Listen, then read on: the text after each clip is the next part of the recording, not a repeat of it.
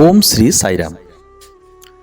इंग्राजी नववर्ष उपलक्षे आपणको तथा आपणकर परिवारवर्ग को ब्रिगेड परिवार तरफ अनेक अनेक शुभेच्छा और शुभकामना। यही नूतन वर्ष आम समस्तंकर पिलामानक पई आनिदौ सफलतार संभार। भगवान निकट में एतिकी प्रार्थना सहित एक सुंदर गल्प आपण मानक पई उपस्थापना करुछि। घंच जंगल मध्य गोटे पोखरी रे बेंग मानकर गोटे समूह बसवास करथांती। सेमाने प्रत्येक दिन भिन्न भिन्न प्रतियोगिता मान निज निज मध्य करी आनंदित हेउथांती। दिनकर कथा, से जंगल पाखरे पहाड़टिए थाए। सबु बेंग आलोचना कले जे आजी पहाड़ चढ़ा प्रतियोगिता करिबा। समस्तंकर सहमति क्रमे प्रतियोगिता ठीक समय आरंभ करागला। आरंभ बेंग माने उत्साहर सहित पहाड़ चढ़िबारे लागिले। बेंग मानकर उत्साह को देखि आखपाखर अंचलर लोक माने मध्य से प्रतियोगिता को देखिया पई ठुलो होई गले।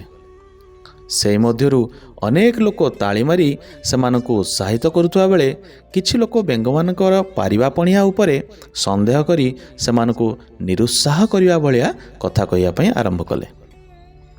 लोक मानकर एपरी कथा शुणी किछि बेंग निज निज मध्य आलोचना कले कि सतरे ये पहाड़टी बहुत उच्च एवं यहाकु चढ़िबा वास्तव में बहुत कष्टकर।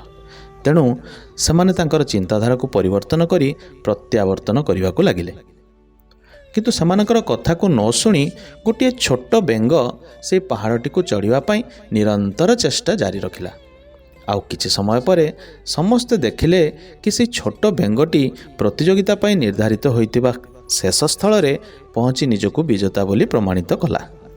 एही विजय पई समस्त से छोट बेंगर प्रशंसा कले।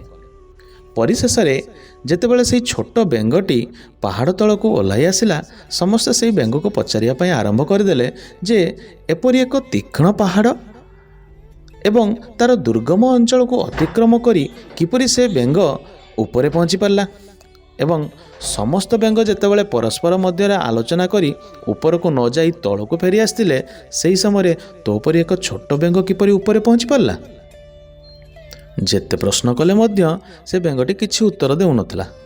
तेणु समस्ते प्रकृत कथा जानिया पई ता माँ को प्रश्न कले एवं बेंगर माँ जो उत्तर देला ताहा शुणी समस्ते अबाक हो जाइथिले।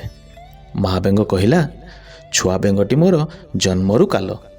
तेणु ये प्रतियोगिता समय जो निरुत्साहित कला भली कथा लोक माने कहूथिले किंबा समस्त बेंग जो आलोचना करथिले ताहा छुआ बेंगटी शुणी पार नथिला।